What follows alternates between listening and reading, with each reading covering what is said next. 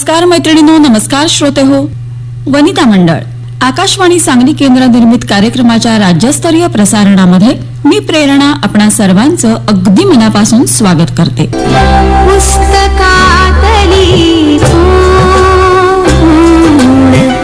पुस्तकातली खूण कराया दिले एकदा पीस.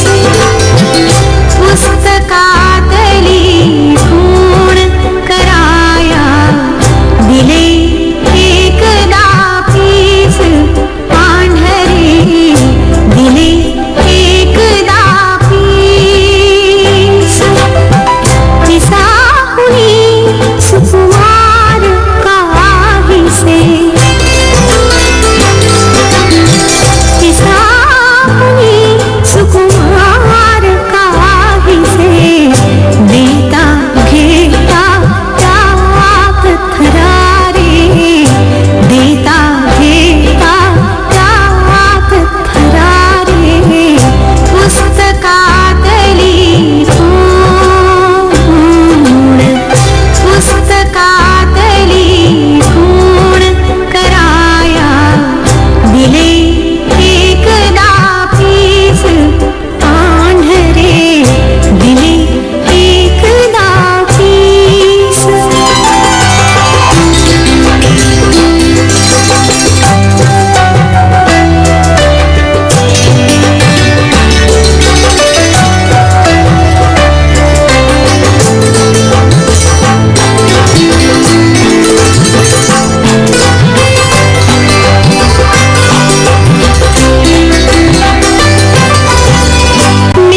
मेजावरचे वजन छानसे.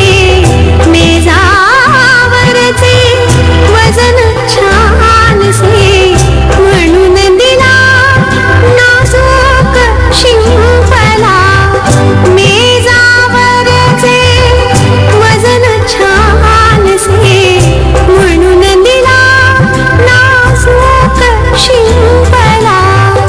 देता घेता उमटे काही.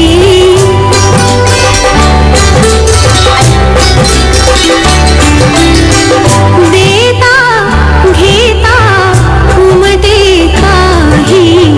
विना तयाचा त्यावर जडला. विना तयाचा त्यावर जडला. विना तयाचा त्यावर जडला. पुस्तकातली खूण कराया दिले एकदा पीस. पांढरे दिले एकदा पीस.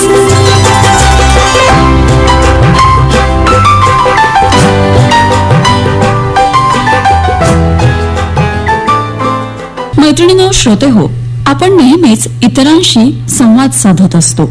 आपल्या मनातलं अगदी जवळच्या व्यक्तीशी बोलून मोकळे होत असतो.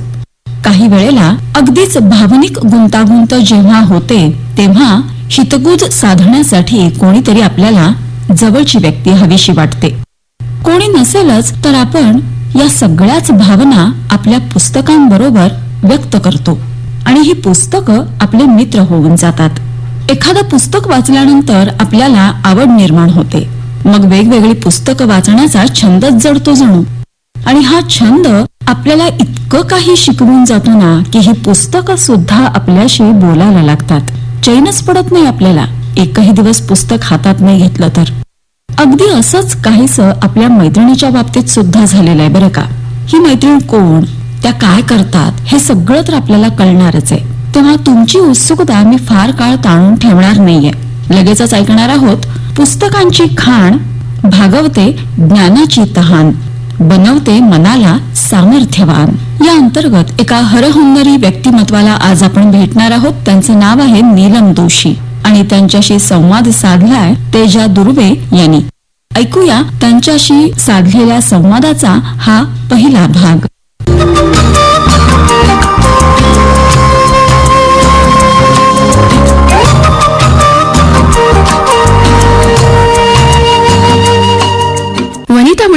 कार्यक्रमात आपणा सर्वांचं मी तेजा दुर्वे आज अतिशय बोलकं असं स्वागत करतेय. बोलकं स्वागत कशासाठी हे लवकरच सगळ्यांना समजणार आहे. खरं तर मैत्रिणींनो, सगळ्या सख्या जेव्हा मिळून काहीतरी करतात ना, मग तो एखादा उपक्रम असू दे, कलाविष्कार किंवा एखादा व्यवसाय किंवा स्वतःचा छंद जोपासण्याचं काम, एवढं का असे ना, जेव्हा ते मिळून करतात ना तेव्हा ते उत्कृष्टच होतं. कारण का, आपल्यातली प्रत्येक मैत्रीण त्यामध्ये आत्मीयतेनं प्रयत्न करत असते आणि त्यावेळेस तिची भावना काय असते माहितीये, की आपल्या टीमची कामगिरी चांगली व्हायला पाहिजे. पण मग हीच आत्मीयता जेव्हा आपली मैत्रीण आपल्या स्वतःसाठी वापरेल तेव्हा काय होईल, तिची स्वतःची कामगिरी सुद्धा उत्कृष्टच होईल ना, हो ना. पण आपल्या सख्यांना हे सगळं करायला कुणी ना कुणीतरी लागतच. मग ती एक गुरु रूपातली मैत्रीण असू दे, लीडर असू दे, किंवा आपल्याला सतत प्रेरणा देणारी एखादी आपली सखी असू दे. अशीच एक सखी जी आपल्यासोबतच इतर अनेक सख्यांना सतत प्रेरणा देत असते, ती आज आपल्यासोबत आहे. आणि आणखी तुम्हाला मी सांगणार आहे, आपल्या सख्या ज्या लाजऱ्या बुजऱ्या असतात, अबोल असतात, त्यांना बोलकं करायचं महत्वाचं काम आपली ही सखी करते. आणखी एक गुपित मी तुम्हाला सांगते, की आज या स्टुडिओमध्ये त्या सखी बरोबरच आपल्यासोबत आणखी एक तिसरा सदस्य आहे. आणि हा जो सदस्य आहे तो त्या सखीला माहित आहे, पण तिला अजून जाणवलेला नाहीये. मी सांगते, मी आणि त्यांची पुस्तकं आणि त्यांच्या पुस्तकातली बोलकी वाक्य. तर आजची आपली ही बोलकी सखी जी आहे त्यांचं नाव आहे नीलम अभय दोशी. त्यांचं स्वागत करूया आपल्या या कार्यक्रमात. मॅडम नमस्कार. नमस्कार. तर आपल्या बोलक्या आजच्या या कार्यक्रमामध्ये तुमच्याकडून आम्ही बऱ्याच गोष्टी जाणून घेणार आहोत, तुमचा एकूण प्रवास जाणून घेणार आहोत. त्याचबरोबर तुमचं पुस्तक प्रेम जे आहे त्याबद्दल सुद्धा आम्ही जाणून घेणार. आणि फक्त आम्ही तुम्हाला कशी आवड निर्माण झाली हे न जाणून घेता तुम्हाला नेमकं काय आवडलं, का आवडलं हे सुद्धा जाणून घेणार आहे. खरं तर मैत्रिणींनो, त्या एका गृहनिर्माण संस्थेच्या अध्यक्षा तर आहेतच, शिवाय 2 लाख पुस्तकांचा महत्वाकांक्षी प्रकल्प सुद्धा त्या राबवतात. आणि याचबरोबर मैत्रिणींनो, आपली शाळा जी असते ना ती आपल्या सगळ्यांसाठी खूप जवळची असते. कारण का, लहानपणीचा सगळा आगाऊपणा आपण शाळेमध्ये करतो, पण आपण मोठ्या झालो की आपण शाळा विसरतो. मुद्दाम नाही, पण चुकून का असे ना होतं. पण ही आपली सखी जी आहे हिनं आपल्या स्वतःच्या शाळेसाठी सुद्धा एक खूप छान महत्वाकांक्षी प्रकल्प राबवलेला आहे, योजना राबवलेली आहे. त्या काय करतात, आपल्या शाळेतील काही मुली ज्या गरजू आहेत त्यांना त्यांनी आर्थिकदृष्ट्या दत्तक घेतलेला आहे, त्यांचा सर्वांगीण विकास होण्यासाठी. अशा बऱ्याच गोष्टी आहेत त्यांच्याकडून जाणून घेण्यासाठी आणि शिकण्यासाठी. तर आपण ह्या मस्त आपल्या आजच्या गप्पा सुरू करूया. नीलमताई, तुमच्याबद्दल आम्हाला तुमच्या बालपणाविषयी जाणून घ्यायला आवडेल. तर बालपण कसं, कुठे, म्हणजे जन्म कुठे झाला, शालेय शिक्षण ते थोडं, आणि मग महाविद्यालयीन प्रवास, आणि मग आपला पुढचा सगळ्या गप्पांचा प्रवास सुरू होईल. ओके. तू सुरुवातच इतकी छान केली आहेस की म्हणजे खरोखर माझं जे बोलकी पुस्तके नाव आहे माझ्या व्हॉट्सअप ग्रुपला आणि माझ्या युट्यूब चॅनलला, त्याची सुरुवात तू इतकी छान केलीस की काही विचारायची सोयच नाही. थँक्यू. आणि दुसरं, माझं आधीचं नाव निलिमा सारालाल शहा. बर. मी कराडची, माझा जन्म कराडला झाला. पण माझं साधारण एक 5वी-6वी पर्यंत शिक्षण माझे पप्पा फिरतीवर असायचे, त्यामुळे बाहेर फिरत असताना पुण्यात शिक्षण झालं. आणि त्यानंतर मग 6वी-7वी पण तसंच काढून मग 8वीला शेवटी नाईलाजानं मला कराडला शिफ्ट व्हावं लागलं. आणि मग पुढचं शालेय शिक्षण हे जे आता शाळेचा उल्लेख आला, विठामाता विद्यालय, तिथे माझं शिक्षण झालं. तेव्हा आमची जुनी 11वी त्या काळचं. आणि मग त्याच्यानंतर सायन्स कॉलेज पूर्वीचं, म्हणजे आता तिथे कॉलेजचं नाव बदललेलं आहे कराडचं, त्यामध्ये मी BSc झुलॉजी आणि first class first in university हे माझं ग्रॅज्युएशन झालं. आणि मी गुजराती समाजातली, म्हणजे त्या काळी तर नक्कीच ऑर्थोडॉक्स होतं. बरोबर. त्यामुळे ते गुजराती साडी, डोक्यावर पल्लू वगैरे वगैरे त्या सगळ्या गोष्टी. आणि इकडे तर माझी शालेय शिक्षणापासून ऍथलेटिक्स, वाचन, वक्तृत्व, सगळ्या आमच्या शाळेमध्ये मुलींसाठी खास बँड होता, बँड पथक. बर. आणि त्याच्यामध्ये पण आम्ही होतो. त्यामुळे ड्रम वाजवायचा, ढोल वाजवायचा. मग जेव्हा 50 वर्ष झाली त्यावेळेला जी फेरी निघते त्यामध्ये अख्ख्या कराडमधनं ढोल घेऊन मी फिरलेले.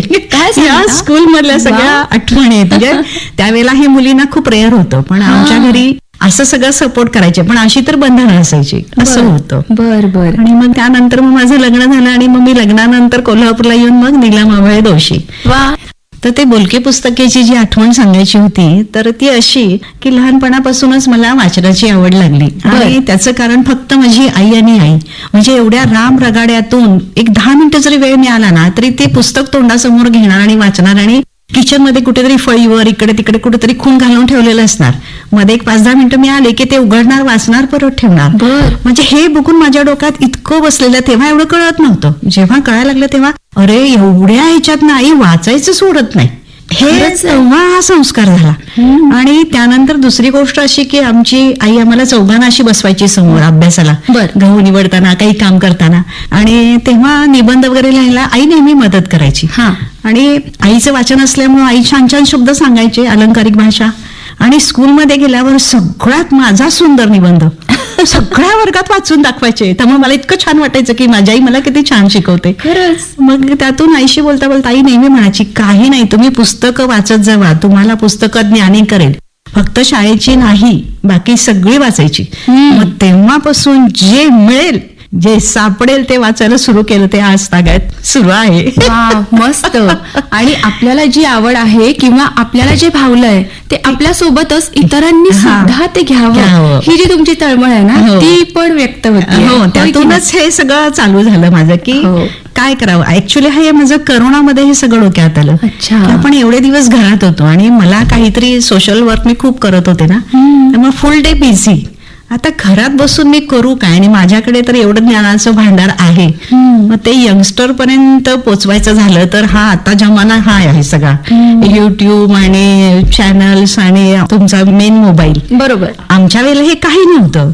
तर आता ह्याच्याशी आपण मैत्री केली पाहिजे. खरंच आहे. आणि मग त्या मैत्रीतूनच असं डोक्यात आलं की आपण असं काय करू शकू की माझी आवडही जपली जाईल, मलाही नवीन काहीतरी मिळेल आणि माझ्यातून इतरांनाही मिळेल. आणि मग युट्यूबचं मी ऐकत होते गोष्टी आणि त्यातून मला स्ट्राईक झालं की अरे आपण सगळ्यांचं ऐकतोय, माझ्याकडेच एवढं भांडार आहे, आपण आपलंच का करू नये. बरोबर. असा विचार आला. पण परत प्रॉब्लेम होता, हे आम्हाला सगळं ऍडव्हान्स नॉलेज येते कुठे, एजचा आमचा प्रॉब्लेम असल्यामुळे नातवंडांच्याकडनं प्रशिक्षण घेऊन मग युट्यूब चॅनल बोलके पुस्तके चालू केलं. मग आधी मी सप्तरंग 594 माझं चॅनल चालू केलं.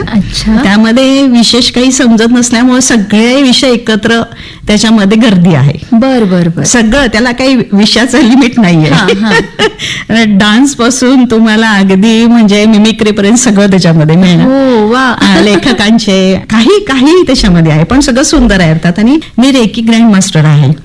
त्यामुळे ते एक मला होतं की माझे क्लासेस आणि सेमिनार्स बंद पडले ना, तर ते लोकांना निदान ऑनलाईन बसून शिकू शकतील, कारण मी ऑनलाईन बरेच कोर्सेस करत होते तेव्हा. मग त्यातून ते मी रेकी फर्स्टचं पूर्ण ऑनलाईन कोर्स सप्तरंग 594 ला टाकला.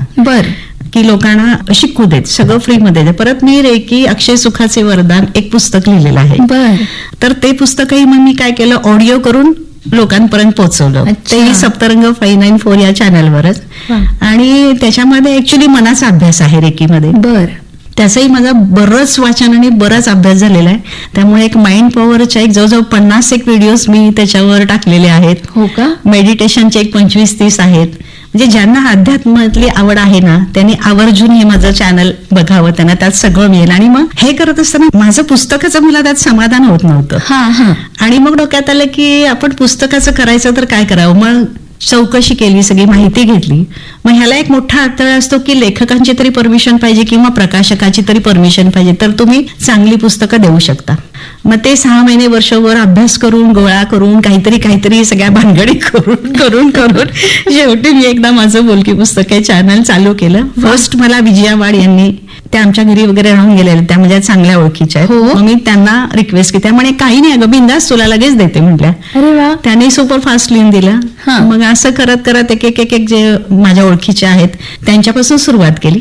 आणि आता असं होते की आता समोरून मला येऊन बुक्स देऊन जातात की हे तुमच्या चॅनलवर करा म्हणून. खरंच आहे. अशा पद्धतीनं मग हे माझं पुस्तकाचं चालू झालं. आणि मग माझ्याकडे बरंच लिखाण आहे, तर ते सगळं कलेक्शन जे चांगलं आहे. मला त्याच्यामध्ये मेन असं म्हणजे त्याची करण्याची इच्छा होण्याचं कारण की अंध लोक असतात, अपंग लोक असतात, बेड रिडन असतात आणि वृद्ध लोक, आयुष्यभर वाचलेलं आहे आणि आता वाचू शकत नाहीत, तर त्यांना ह्या माध्यमाचा उपयोग व्हावा ह्या हेतून मुख्य मी या बोलकी पुस्तके या माझ्या चॅनलकडे वळले वा. की त्यांना याचा फायदा होते. म्हणजे माझ्या हातून जाताना एक छोटीशी समाजसेवा पण, आणि मला हे पण समाधान की मी जे काही केलेलं आहे आजपर्यंत ते एका ठिकाणी एका दृष्टीनं रेकॉर्ड झालं.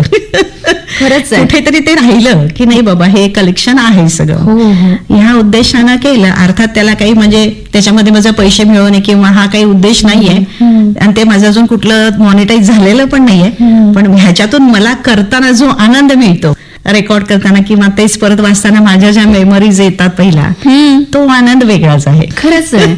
म्हणजे ना सख्यांचा आपला असा सहज स्वभाव असतो की जे माझ्याकडे आहे ना हा, ते मला वाटायचंय वाटायचंय. सगळ्यांना, म्हणजे सगळ्यांना मिळू देत, द्विगुणित होऊ दे. हा, बरोबर. आणि तो जो आनंद मिळतो त्याचं पैशामध्ये मोल मोल नाही, नाही. होय की नाही. मला जास्त करून काय भावलं की तुम्ही आता आईंचं सांगत होता, हा, होय की नाही. हा. बऱ्याचदा आपण सगळेच तक्रार करतो की वेळच मिळत नाही, हो. काय करू, एवढी सगळी कामं असतात. पण आई बाकीची सगळी कामं करत करत वाचनाची वाचन आवड करायची. जोपासत हा, होत्या. तेच आणि ना. त्यांनी तुमच्यामध्ये पण ते रुजवलं. आणि तिचं एक वाक्य कायम माझ्या अगदी अक्षरशः हृदयावर कोरलेलं आहे की प्रयत्ने वाळूचे कण रगडिता तेलही गळे.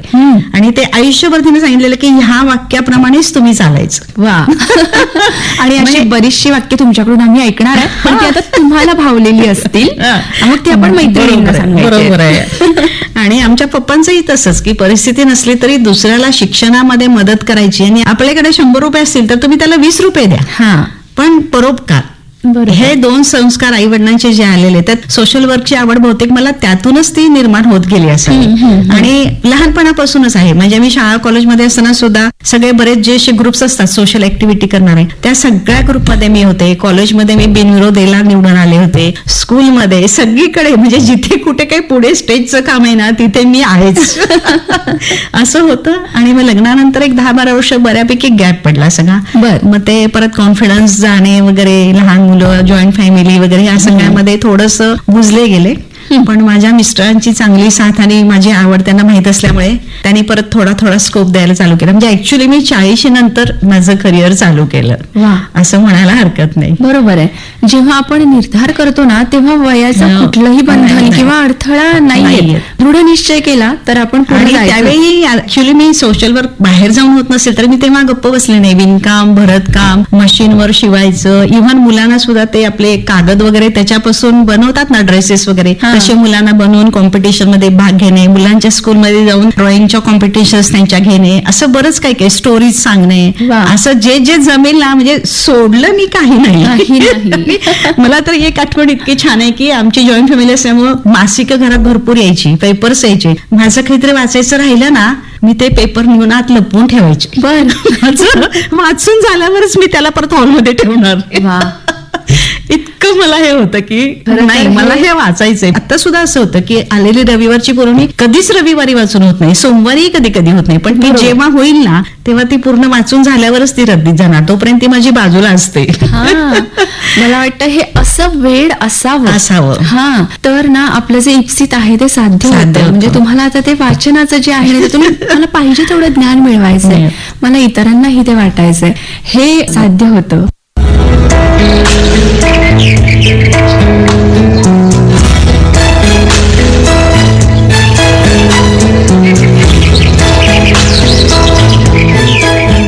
रसिक श्रोते हो, आपण ऐकत आहात आकाशवाणी सांगली केंद्र निर्मित वनिता मंडळ या कार्यक्रमाचं राज्यस्तरीय प्रसारण महाराष्ट्रातील आकाशवाणीच्या सर्व केंद्रांवरून.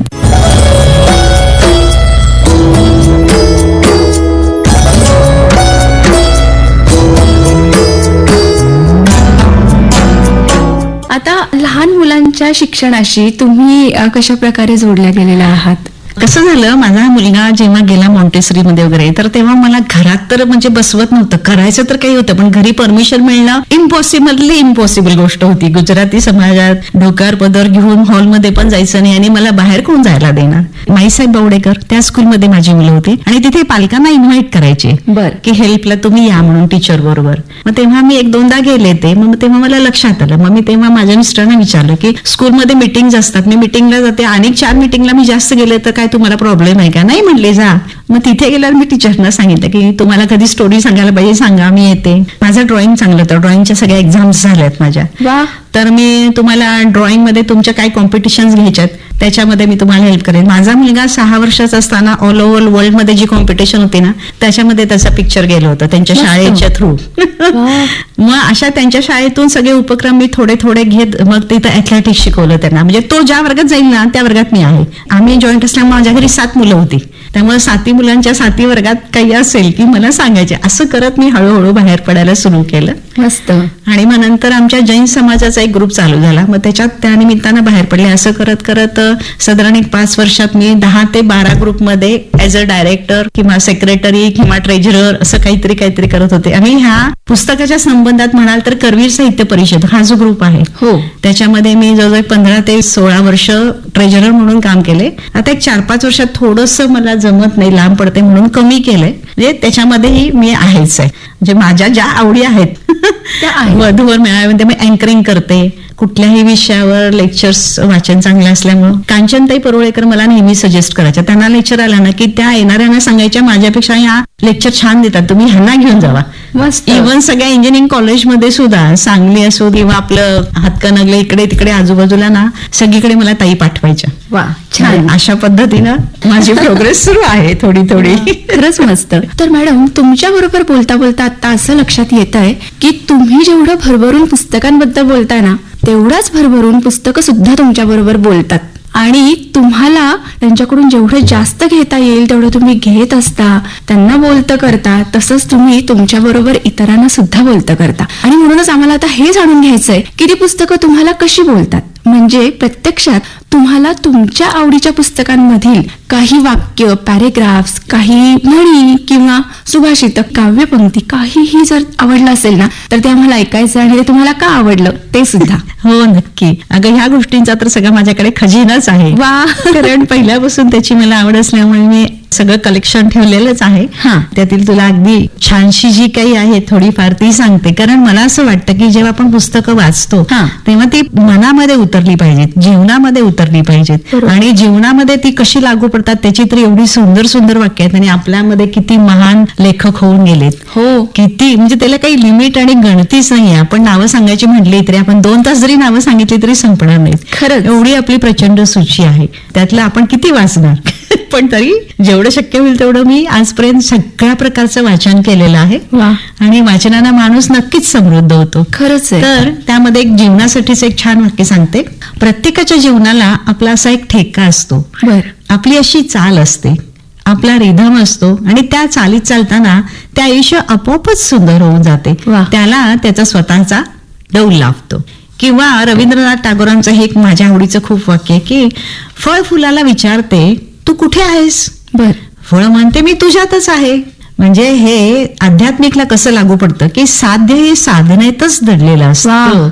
मनपूर्वक साधनेनं आराधनेनं ते प्राप्त करता येतं. मस्त. किती सुंदर सांगितलं ना त्यांनी. बघायला गेलं तर एक वाक्य पण त्यामध्ये अख्ख्या जीवनाचं सार त्यांनी सार आहे. सांगितलंय. खरंच. असंच बाबा आमटे सुद्धा आपले हा. जगप्रसिद्ध आहे, त्याच्याबद्दल काही सांगायची गरजच नाहीये. तेही म्हणतात की जीवन म्हणजे या अफाट विश्वरूपी सागरावर हेलकावे खाणारा एक तराफाच. बर. एखादी लाट अशी घुसते की तो तराफा उलटतो. मग उरतो निराशेचा प्रचंड गर्जणारा सागर.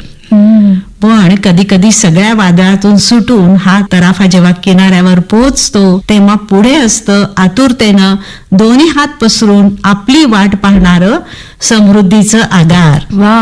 म्हणजे माणूस जो नैराश्यामध्ये जातो तर ते न जाता त्याला टक्कर देऊन तुम्ही जर पुढे गेला तर सगळं तुम्हाला हवं ते सुख समृद्धीच पुढे पसरून ठेवलेलं आहे. खरंच. हे एक्झॅक्टली हे असंच आहे. कारण इथे मला आणखी एक आपल्या हरिवंशराव बच्चनचं वाक्य आठवतं. हा. यदि मन की बन जाए तो अच्छा, नाही बन जाए तो ज्यादा अच्छा.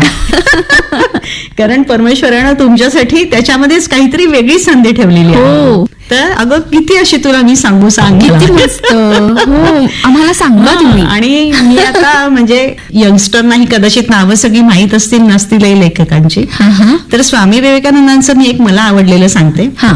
जशी खाण तशी माती, त्याच्यामध्ये सत्कृत्याचे बीज पेरले तर कीर्ती व सन्मानाची प्राप्ती होईल. हे यंगस्टरसाठी खास आहे की आज आपल्या देशाला लोखंडी स्नायूंची बर. आणि पोलादी मज्जातंतूंची खरी गरज आहे. वा.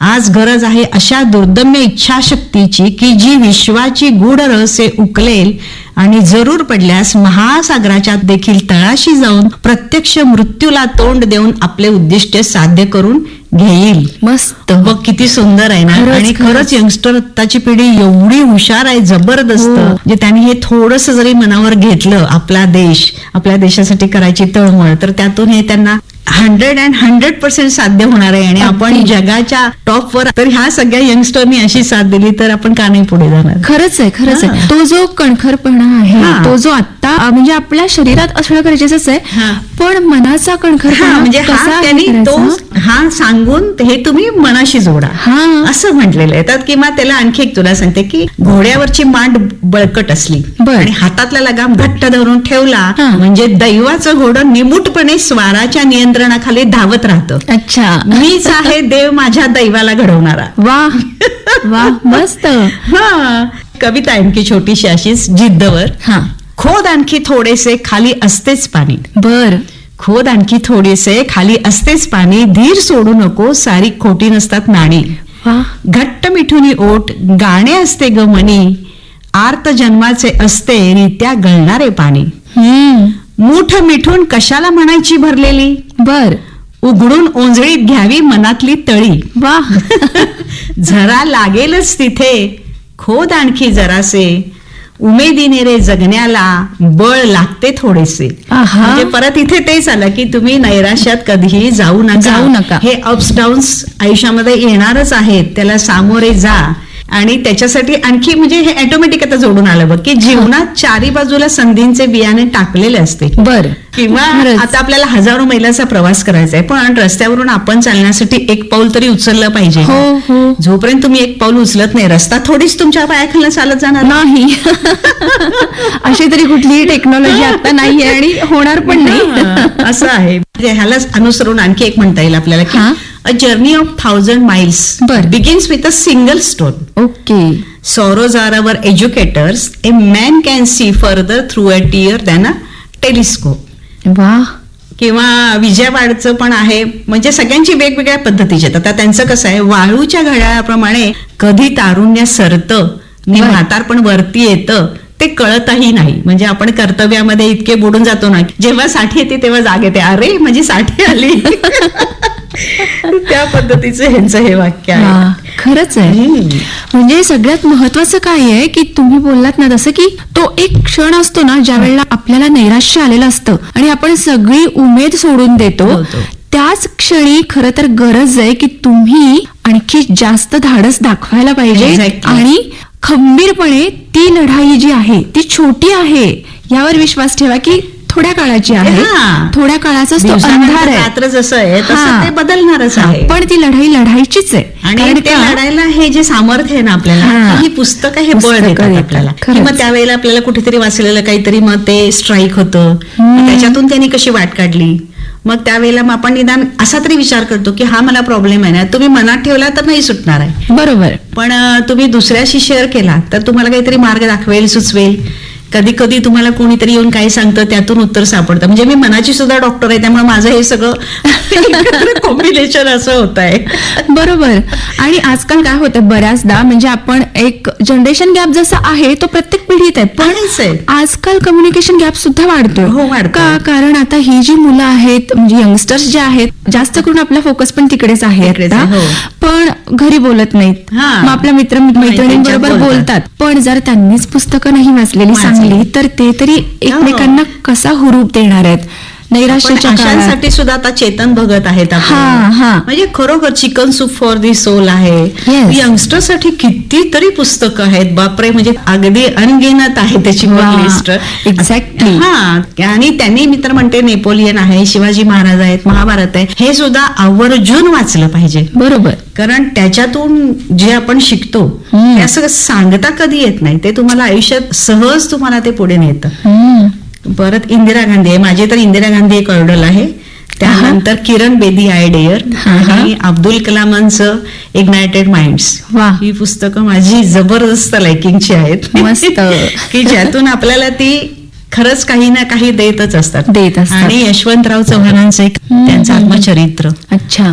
म्हणजे त्यांना लहानपणी विचारलं कोणीतरी शाळेमध्ये की तू मोठा झाल्यावर कोण होणार, विचारतात बाई. हो. तर त्यांनी काय उत्तर दिलं माहितीये का, मी यशवंतराव चव्हाण होणार. वा. आणि ते तेच झाले. याला म्हणजे- म्हणतात स्वाभिमान. हा, असं प्रत्येक पुस्तकात आपल्याला काही ना काही वेगळं मिळत असतं आणि सापडत असतं. आणि मग कसं होतं, मला तर असं म्हणायचंय की जेव्हा स्त्री असं वाचन करते हा. तर ऑटोमॅटिक तिच्याबरोबर सगळं घर चालतं बोलतं पुस्तक होतं. हा, हा. का तर ती प्रत्येक ह्याच्यात मुलांना सांगत असते, नवऱ्याला सांगत असते, भले कोणी तुमच्याबरोबर नाही शेअर करू दे पण ते ऐकत असतात. हो, हो. त्यांच्या कानावर पडत असतं हो. आणि ऑटोमॅटिक त्यांच्यावर तो नकळत संस्कार होत असतो. बरोबर. त्यामुळे स्त्रियांनी तरी मला वेळ नाही, आता काय वाचायचंय, आता काय वय झाले, त्या वयात वाचून काय करायचंय, नो. हा, हा, हा. शेवटपर्यंत तुम्ही शिकलं पाहिजे. माझं हे आयुष्याचं ब्रीदवाक्य आहे की रोज मला काही ना काही नवीन शिकलंच पाहिजे, हा माझा नियम आहे. वा. भले मग त्याला कशाचा अडचण नाही, हा नाही जमत ना, थोडं लेटेस्ट ट्राय. बरोबर. आज नाही येईल, उद्या येईल, पण शिकत राहिलं शिकत राहिलं पाहिजे. हा. किती वेगवेगळ्या भूमिका आपल्याला जगायला शिकवतात ही शिकवतात. पुस्तकं. हो. बघा ना, म्हणजे आईपासून सुरुवात झाली आपली बोलण्याची. हो. आईनं वाचायला पाहिजे, घरातलं घराला प्रत्येक पाहिजे. जण नकळतपणे पुस्तकांबरोबर बोलत राहणार. कुटुंबातल्या प्रत्येकाच्या कानावर चांगल्या गोष्टी पडणार, लढण्याची हिंमत येणार. एक चांगली आई, एक चांगली गृहिणी, आई, हा. पत्नी, बहीण, मित्र, मैत्रीण, गुरु. आणि आत्ताच्या यापैकी- जगातलं आपण हे जे ऐकतोय म्हणजे बॉम्बस्फोट, अंक तंक, हे सगळं जे विदारक चित्र आहे हो. त्याच्यामध्ये तर मुलांच्यावर हे संस्कार फारच आवश्यक आहेत असं मला खरंच आहे, वाटतं की खरंच. तिकडे थोडं कमी पडतं. एक तर आता इंग्लिश स्कूलला मुलांना घालतात, त्यामुळे माझं स्वतःच असं म्हणणं आहे की हे मराठी जे इतकं सुंदर आहे ना, हा. लिटरेचर, सगळ्याला ती मुक्तातच मुक्तात. बरोबर. इंग्लिश पण चांगलं आहे नो डाऊट, हो. पण आपलं मराठी ते मराठी. मातृभाषा मला कधी पण- मराठीचा मला खूप आहे, ऍक्च्युली मी आहे गुजराती, पण मला मराठीचा फार अभिमान आहे, पण तुमची स्वाभिमान आहे. मराठी इतकी छान आहे ना, ही हा. भाषा इतकी ओघवती आहे की ती छान वाटते हो. तुमच्याकडून ऐकायला सुद्धा.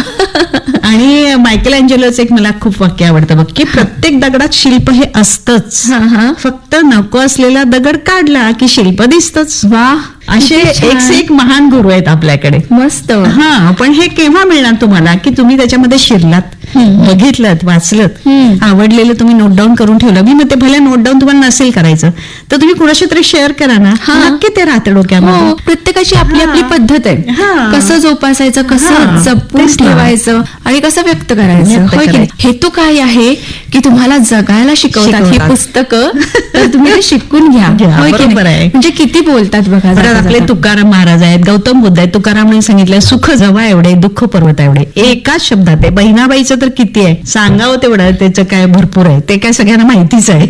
गौतम बुद्धांचं आहे की धीर ही सर्वोत्तम पूजा होय आणि application of knowledge is wisdom. वा. असं प्रत्येकाचं काही ना काही ना, म्हणजे आपण ते आपल्या आयुष्यामध्ये जर उतरत गेलं तर आपलं आयुष्य का नाही सुंदर होणार, खरंच. का नाही शिल्प बनणार.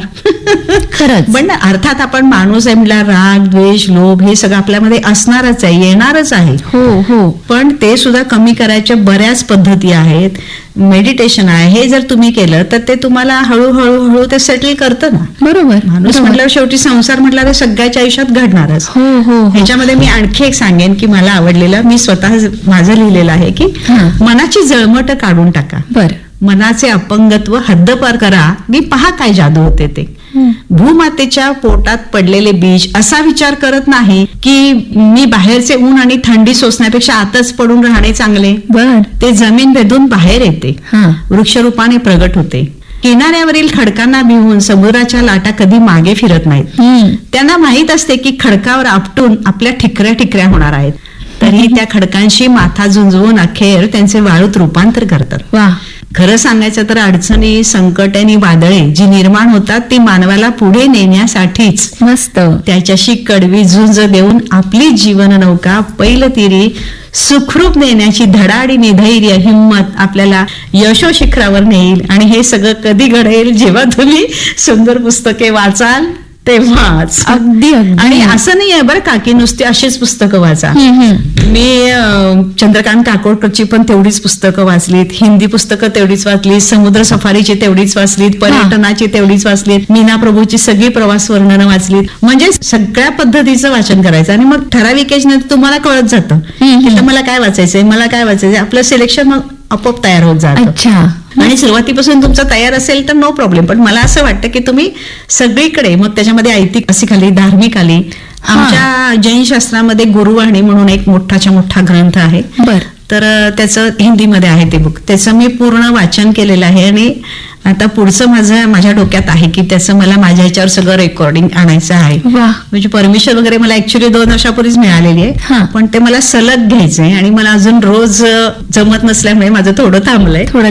पण ते मला चालू करायचंय मस्त. म्हणजे. त्यामध्ये पण काही असं छान शेअर करण्यासारखं असेल तर नक्की सांगा. हो, त्याच्यामध्ये तर खूप असतात. म्हणजे आमच्या याच्यामध्ये कसं असतात, ओपन बुक एक्झाम्स म्हणून असतात. बरं. त्यामध्ये असे पुस्तकं जनरली कोणी वाचायला जात नाही. हा. गुजराती महावीर स्वामींचे आहेत, गौतम बुद्धाचे, जे आमचे होऊन गेले संत. हो. तुमच्यात संत म्हणतात, आमच्यात आम्ही प्रभू म्हणतो. म्हणजे बरं. 24 तीर्थंकर असतात. हो. तर त्यांच्या सगळी आयुष्याची त्याच्यामध्ये गाथा असते आणि त्यांनी कशा पद्धतीनं तोंड दिलं, कसे त्यातून बाहेर पडले. आणि त्याच्यामध्ये मेन आमच्यामध्ये अहिंसा आणि आपल्या षड्रिपू जे आहेत, राग, द्वेष, लोभ, मोह, माया, मद, मत्सर, हे सगळं तुमच्यातलं तुम्ही कमी करून तुमची मोहमाया कमी करायची. म्हणजे तुम्ही काही साठवू नका, त्याच्यातून तुम्ही मनाने अलिप्त व्हा, संसारातून अलिप्त व्हा. संसार तर करायचा पण त्यातून अलिप्त होऊन हे सगळं शिकवलं जातं. तर अशा पद्धतीच्या मग छोट्या मार्मिक गोष्टी त्याच्यामध्ये ते सांगून त्यातून तुम्हाला ते हळूहळू पुढे नेतात. कारण एकदम तुम्हाला 1लीतनं 12वीत नेऊन बसवलं तर तुम्हाला ते झेपणार नाहीये. बरोबर. तसंच इथं आहे की ते स्टेप बाय स्टेप आमचे गुरु महाराज गोष्टी सांगत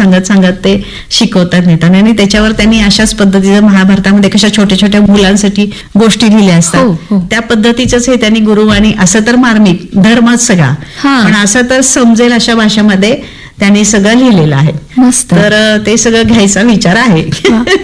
आणि आता हे जे अध्यात्म आहे ना, ज्याची सगळ्यांना गरज आहे पण बरोबर. लक्षात येत येत नाही. पुस्तकांच्या माध्यमातून हे अध्यात्म सुद्धा मिळत आहे. नक्कीच हे मिळतं, आता नक्कीच तुमच्याशी मिळतं. बोलताना लक्षात हो, आलं हो, माझ्या हो, नक्कीच की मिळतं. तिथं सुद्धा मनशांती आहे. मनःशांती. तिथं सुद्धा जीवन जगण्याची कला, कौशल्य आणि एक काय म्हणतो आपण की तो मार्गक्रमण कसा करावा हा. हे आपल्याला कळतं.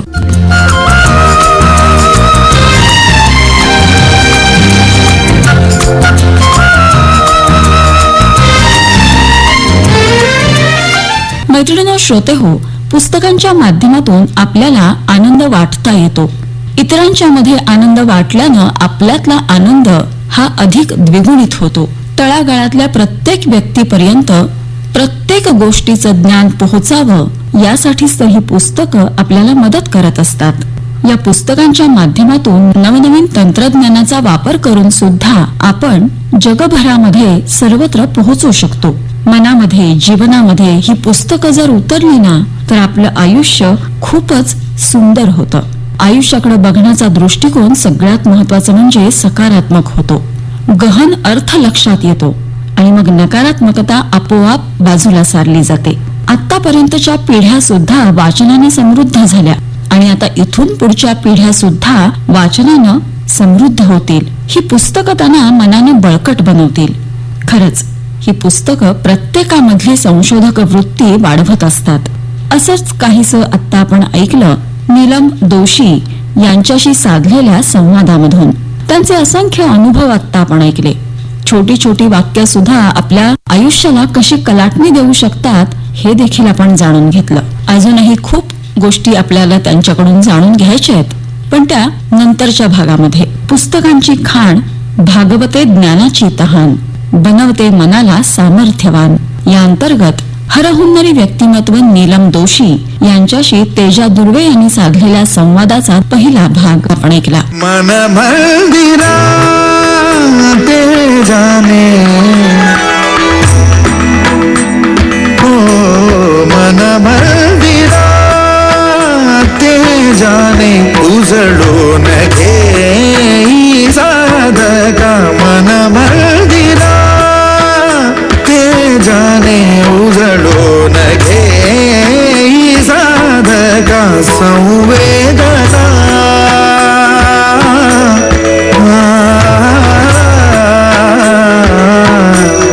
संवेदना संवादे संवेदना जपदाना. मन मंदिरा ते जाने उजळून घे साधका. मन मंदिरा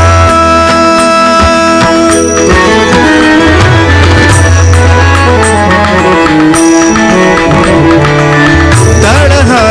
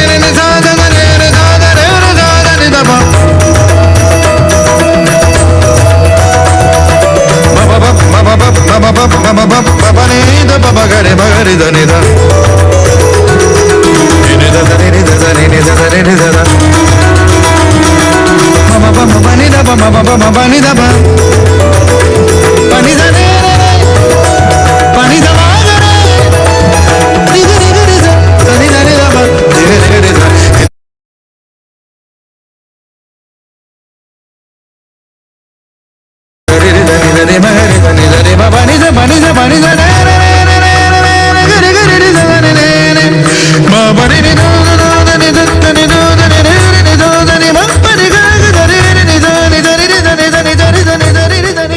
मैत्रिणी श्रोते हो, याबरोबरच आपल्या